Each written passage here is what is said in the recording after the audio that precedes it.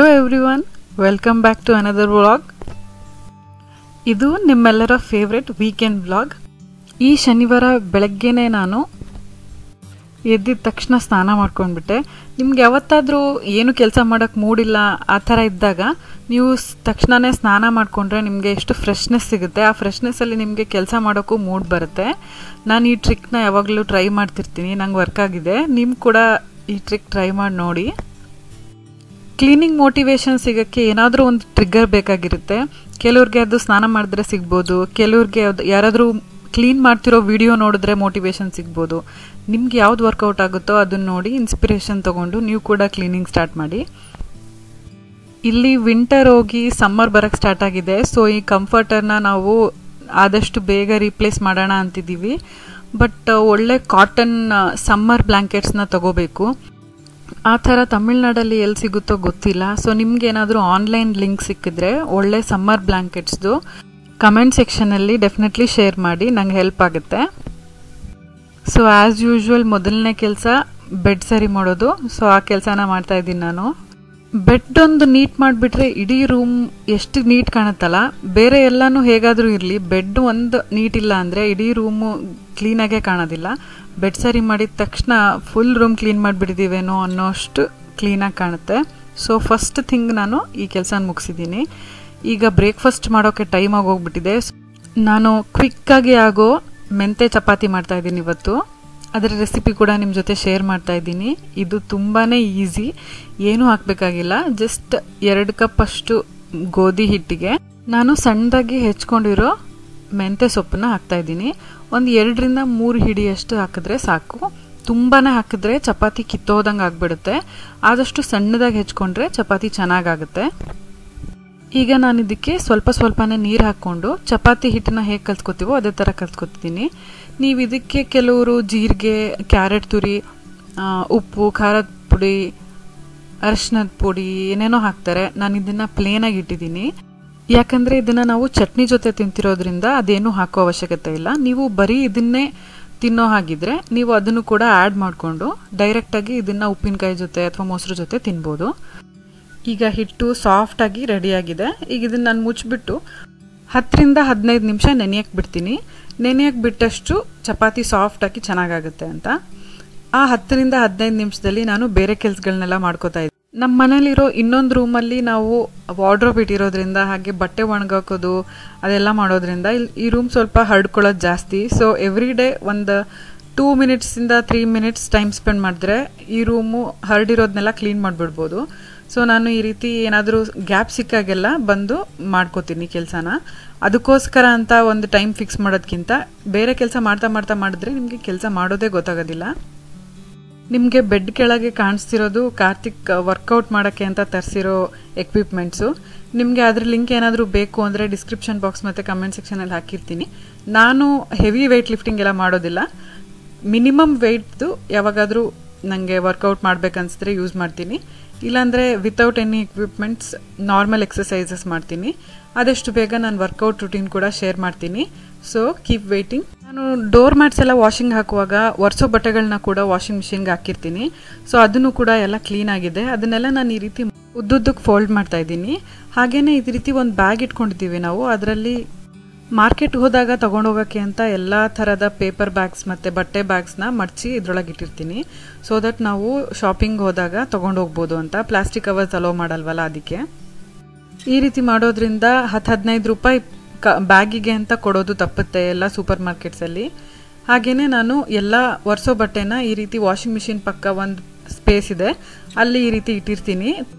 ಈ ಥರ ಪ್ರತಿಯೊಂದು ಐಟಮ್ಗೂ ಯಾವುದಾದ್ರೂ ಒಂದು ಸ್ಪೆಸಿಫಿಕ್ ಪ್ಲೇಸ್ ಅಂತ ಇದ್ದರೆ ಮನೆಯಲ್ಲಿ ಸಾಮಾನು ಹರಡ್ಕೊಳ್ಳೋದಿಲ್ಲ. ಎಲ್ಲನೂ ಅದಾದ್ರ ಪ್ಲೇಸಲ್ಲಿ ನೀಟಾಗಿರುತ್ತೆ.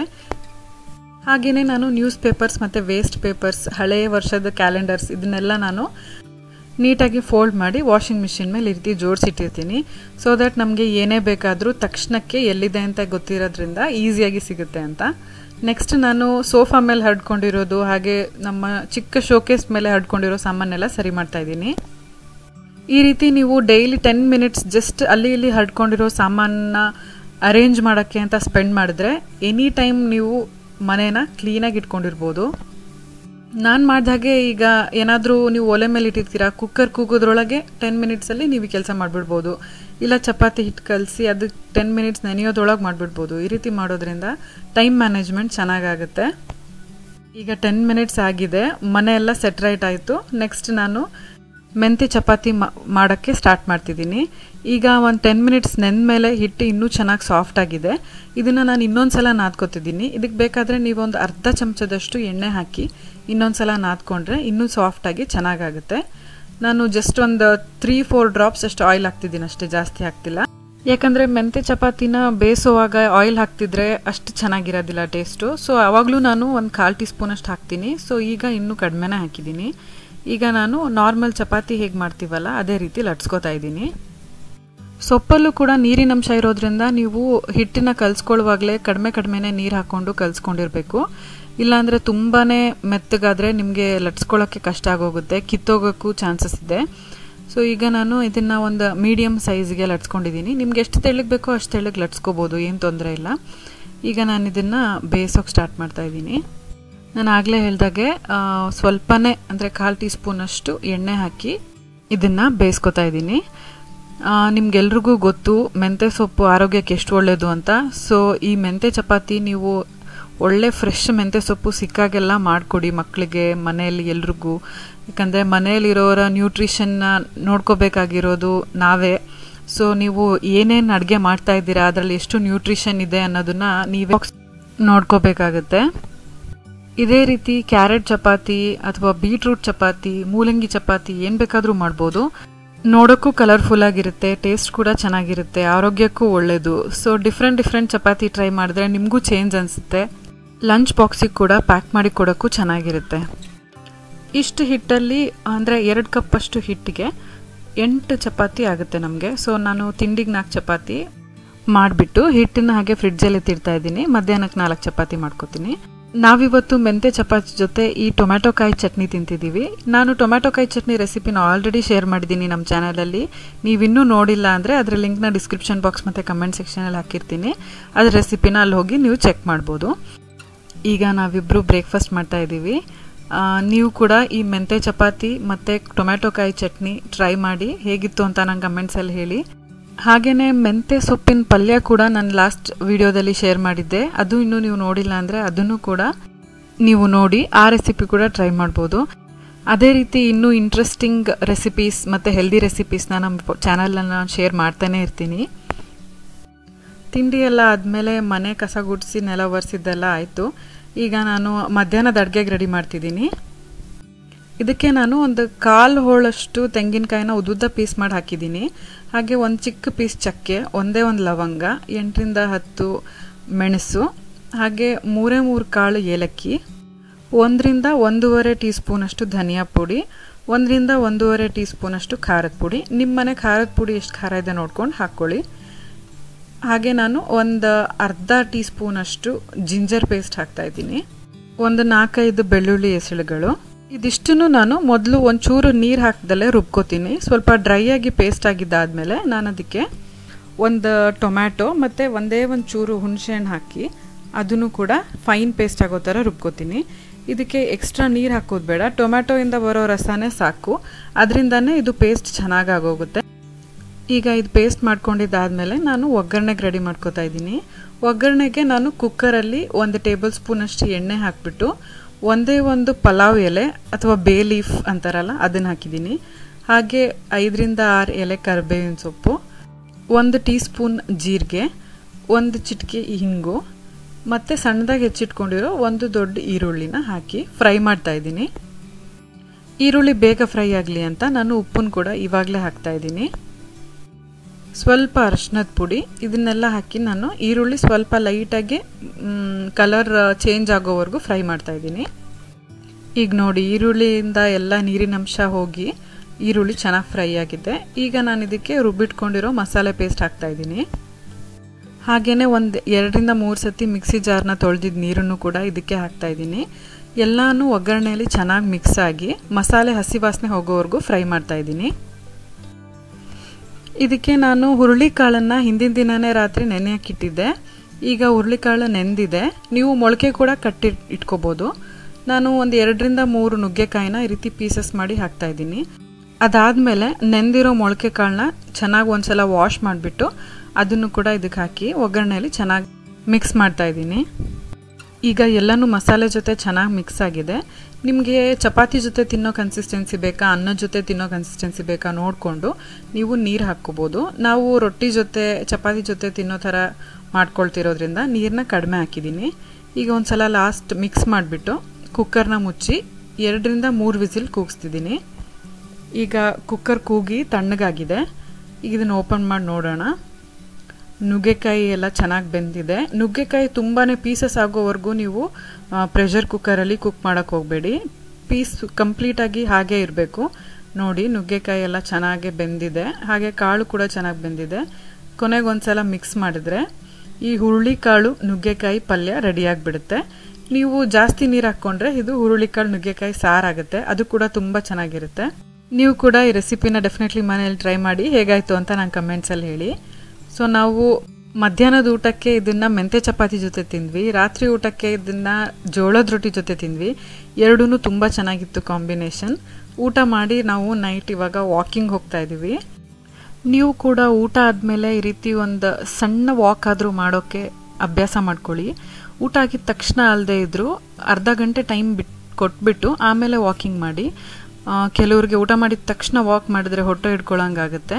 ಸೊ ಒಂದು ಹಾಫ್ ಆನ್ ಅವರ್ ಬಿಟ್ಟು ಆರಾಮಾಗೆ ಫಾಸ್ಟಾಗಿ ಬ್ರಿಸ್ಕ್ ವಾಕ್ ಮಾಡಬೇಕು ಅಂತಲೂ ಏನಿಲ್ಲ. ಜಸ್ಟ್ ಹೊರಗಡೆ ಫ್ರೆಶ್ ಏರಲ್ಲಿ ಒಂದು 10-15 ಮಿನಿಟ್ಸ್ ಆರಾಮಾಗಿ ಮಾತಾಡ್ಕೊಂಡು ವಾಕ್ ಮಾಡಿದ್ರೂ ಎಷ್ಟೋ ಹೆಲ್ಪ್ ಆಗುತ್ತೆ. ಊಟ ಮಾಡಿದ ತಕ್ಷಣ ಮಲ್ಕೊಳ್ಳೋ ಅಭ್ಯಾಸ ಏನಾದರೂ ಇದ್ದರೆ ನೀವು ಮೊದಲು ಅಭ್ಯಾಸನ ಚೇಂಜ್ ಮಾಡ್ಕೊಳ್ಳಿ. ಊಟ ಮಾಡಿ ಮಿನಿಮಮ್ 2-3 ಅವರ್ಸ್ ಗ್ಯಾಪ್ ಕೊಟ್ಟು ಆಮೇಲೆ ಮಲಗಬೇಕು. ಹೆಲ್ತಿಗೆ ಅವಾಗೆ ತುಂಬ ಒಳ್ಳೆಯದು. ಎವ್ರಿ ಡೇ ಬ್ಯುಸಿ ಲೈಫಲ್ಲಿ ವಾಕಿಂಗಿಗೆಲ್ಲ ಟೈಮ್ ಆಗದಿದ್ರೂ ಕೂಡ ನೀವು ವಾರದಲ್ಲಿ 2ರಿಂದ 3 ಸಲ ಆದರೂ ಈ ವಾಕಿಂಗ್ ಹೋಗೋ ಅಭ್ಯಾಸನ ಸ್ಟಾರ್ಟ್ ಮಾಡ್ಕೊಳ್ಳಿ ಸ್ಲೋ ಆಗಿ. ಹೊರಗೆ ಹೋಗಬೇಕು ಅಂತಲೂ ಏನಿಲ್ಲ, ಜಸ್ಟ್ ಟೆರೆಸ್ ಮೇಲೆ ಸ್ವಲ್ಪ ಹೊತ್ತು ವಾಕ್ ಮಾಡಿದ್ರೂ ಸಾಕು. ನಾವು ಕೆಲವೊಂದು ಸಲ ಟೆರೆಸ್ ಮೇಲೆ ವಾಕಿಂಗ್ ಮಾಡ್ತೀವಿ, ಕೆಲವೊಂದು ಸಲ ಈ ಮನೆ ಸುತ್ತಮುತ್ತನೇ ವಾಕಿಂಗ್ ಮಾಡ್ತೀವಿ. ಸೊ ಈಗ ವಾಕಿಂಗ್ ಮುಗಿಸ್ಕೊಂಡು ಮನೆಗೆ ಬಂದಿದ್ದೀವಿ. ವಾಪಸ್ ಬಂದಮೇಲೆ ವೀಕೆಂಡ್ ನಾವು ಮೂವಿ ನೋಡಿ ತುಂಬ ದಿನ ಆಯ್ತಲ್ವಾ ಅಂಥೇಳಿ ಇವತ್ತು ಯಾವುದಾದ್ರೂ ಒಂದು ಮೂವಿ ನೋಡೋಣ ಅಂತ ಡಿಸೈಡ್ ಮಾಡಿದ್ವಿ. ಸೊ ನಾವು ಒಂದು ಇಂಗ್ಲೀಷ್ ಸೀರಿಯಲ್ನ ಒಂದು ಎಪಿಸೋಡ್ ನೋಡಿ ಮಲ್ಕೊಂಡ್ವಿ. ಸೊ ನಮ್ಮ ಶನಿವಾರ ಈ ರೀತಿ ಕಳೆದ್ವಿ. ನೆಕ್ಸ್ಟ್ ಡೇ ಭಾನುವಾರ ಬೆಳಗ್ಗೆ ಆ್ಯಸ್ ಯೂಶ್ವಲ್ ಲೇಟಾಗಿ ಎದ್ವಿ. ಲೇಟಾಗಿ ಎದ್ದಾಗ ನಿಮಗೆಲ್ಲ ಗೊತ್ತೇ ಇದೆ, ನಾವಿಬ್ಬರು ಕೆಲಸನ ಶೇರ್ ಮಾಡ್ಕೊಂಡು ಮಾಡ್ತೀವಿ ಬೇಗ ಆಗಲಿ ಅಂತ. ಭಾನುವಾರದ ಕೆಲಸಗಳನ್ನ ಶುರು ಮಾಡೋ ಅಷ್ಟರಲ್ಲಿ ನಾನು ಕೆಲವು ಮೇಕಪ್ ಪ್ರಾಡಕ್ಟ್ಸ್ನ ಆರ್ಡರ್ ಮಾಡಿದ್ದೆ. ಅದ್ರ ಡೆಲಿವರಿ ಕೂಡ ಬೆಳಗ್ಗೆನೇ ಬಂತು. ಸೊ ಎಲ್ಲ ಪ್ರಾಡಕ್ಟ್ಸು ಕರೆಕ್ಟಾಗಿ ಕಳಿಸಿದಾರಾ ಅಂತ ಚೆಕ್ ಮಾಡ್ತಾ ಇದ್ದೀವಿ. ನಮ್ಮ ಮನೇಲಿ ಸದ್ಯದಲ್ಲೇ ಒಂದು ದೊಡ್ಡ ಮದುವೆ ಪ್ರೋಗ್ರಾಮ್ ಇದೆ. ಸೊ ಅದಕ್ಕೋಸ್ಕರ ನಾನು ಈಗಲೇ ಸ್ವಲ್ಪ ಮೇಕಪ್ ಪ್ರಾಡಕ್ಟ್ಸ್ನ ಕಲೆಕ್ಟ್ ಮಾಡೋಕ್ಕೆ ಸ್ಟಾರ್ಟ್ ಮಾಡಿದ್ದೀನಿ. ನೀವು ನನ್ನ ಮೇಕಪ್ ಕಲೆಕ್ಷನ್ ವಿಡಿಯೋದಲ್ಲಿ ಆಲ್ರೆಡಿ ನೋಡಿರ್ಬೋದು. ನನ್ನ ಹತ್ರ ಇರೋ ಮೇಕಪ್ ಪ್ರಾಡಕ್ಟ್ಸ್ ಎಲ್ಲ ಆಲ್ರೆಡಿ ಎಕ್ಸ್ಪೈರಿ ಆಗೋಕ್ಕೆ ಬಂದಿದೆ. ಸೊ ನನಗೆ ತುಂಬ ಎಕ್ಸ್ಪೆನ್ಸಿವ್ ಮೇಕಪ್ ಪ್ರಾಡಕ್ಟ್ಸ್ ತಗೊಳ್ಳೋಕೆ ಇಷ್ಟ ಇರಲಿಲ್ಲ. ಯೂಟ್ಯೂಬಲ್ಲಿ ನೀವು ಆಲ್ರೆಡಿ ನೋಡಿರ್ಬೋದು, ತುಂಬ ಯೂಟ್ಯೂಬರ್ಸ್ purple.com ಇಂದ ಪ್ರಾಡಕ್ಟ್ಸ್ನ ಯೂಸ್ ಮಾಡ್ತಾ ಇರ್ತಾರೆ.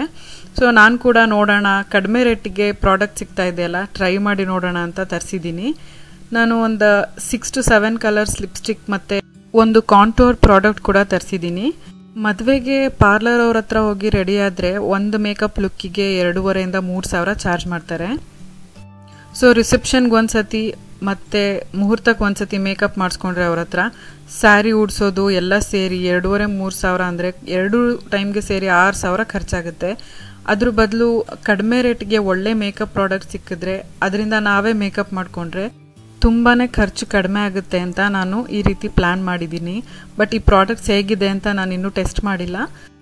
ಇದು ಟ್ರೈ ಮಾಡಿ ಚೆನ್ನಾಗಿದ್ದರೆ ನಾನು ಫೌಂಡೇಶನ್, ಕನ್ಸೀಲರ್ ಮತ್ತು ಇನ್ನೂ ಲಿಕ್ವಿಡ್ ಲಿಪ್ಸ್ಟಿಕ್ಸ್ ಹಾಗೆಯೇ ಇನ್ನೂ ಬೇರೆ ಬೇರೆ ಪ್ರಾಡಕ್ಟ್ಸ್ ಕೂಡ ತಗೊಳ್ಳೋಣ ಅಂತಿದ್ದೀನಿ. ನಾನು ಇದರಲ್ಲಿ ವೆರೈಟೀಸ್ ಆಫ್ ಕಲರ್ಸ್ನ ಆರ್ಡರ್ ಮಾಡಿದ್ದೀನಿ. ಯಾಕಂದರೆ ನಾನು ನಮ್ಮತ್ತೆ, ನಮ್ಮಮ್ಮ, ಸ್ವಾತಿ ಎಲ್ಲರೂ ಕೂಡ ಮೇಕಪ್ ಪ್ರಾಡಕ್ಟ್ಸ್ ಯೂಸ್ ಮಾಡೋದ್ರಿಂದ ಎಲ್ಲರಿಗೂ 1-2 ಕಲರ್ ಸೇರಿ ಡಿವೈಡ್ ಮಾಡಿಕೊಂಡು ಯೂಸ್ ಮಾಡ್ಕೋಬೋದು ಅಂತ ನಾನು ಜಾಸ್ತಿ ಕಲರ್ಸೇ ಆರ್ಡರ್ ಮಾಡಿದ್ದೀನಿ. ಯಾರ್ಯಾರಿಗೆ ಯಾವ್ಯಾವ ಕಲರ್ ಇಷ್ಟನೋ ಆ ಕಲರ್ ಚೂಸ್ ಮಾಡ್ಕೋಬೋದು ಅಂತ. ಸೋ ಫಾರ್ ನಾವು ಆರ್ಡರ್ ಮಾಡಿದ್ದ ಪ್ರಾಡಕ್ಟ್ಸ್ ಎಲ್ಲ ಕರೆಕ್ಟಾಗಿ ಡೆಲಿವರಿ ಬಂದಿದೆ. Just quality wise, colour wise ಎಲ್ಲ ಹೇಗಿದೆ ಅಂತ ಟೆಸ್ಟ್ ಮಾಡಿ ನೋಡಬೇಕು. ನೆಕ್ಸ್ಟ್ ವಿಡಿಯೋದಲ್ಲಿ ಮೋಸ್ಟ್ ಪ್ರಾಬಬ್ಲಿ ನಿಮ್ಮ ಜೊತೆನೇ ನಾನು ಹೇಗಿದೆ ಕ್ವಾಲಿಟಿ ಅಂತೆಲ್ಲ ಚೆಕ್ ಮಾಡಿ ರಿವ್ಯೂ ಕೂಡ ಕೊಡ್ತೀನಿ.